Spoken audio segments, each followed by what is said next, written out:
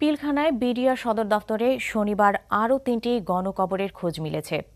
সেখানে পাওয়া গেছে বিডিআরের নিহত মহাপরিচালক মেজর জেনারেল শাকিল আহমেদের স্ত্রী নাজনীন শাকিল সহ ১০ জনের লাশ। শুক্রবার এটি সহ এ নিয়ে শুধু গণকবর থেকেই পাওয়া গেল ৪৮টি লাশ। আর বর্বরোচিত এই হত্যাযজ্ঞে সব মিলিয়ে নিহতের সর্বশেষ সংখ্যা দাঁড়ালো ৭৭-এ। নিখোঁজ বাকিদের সন্ধানে তল্লাশি অব্যাহত রয়েছে। রিপোর্ট করছেন বদরুদ্দোজা বাবু। সেনাবাহিনীর উদ্ধারকারী দল পুরো বিডিআর সদর দপ্তরকে ৪টি ভাগে ভাগ করে চালাচ্ছে তল্লাশি অভিযান। পুকুর ডোবা, মাটির নিচে তন্ন তন্ন করে খোঁজা হচ্ছে নিখোঁজ সেনা কর্মকর্তাদের।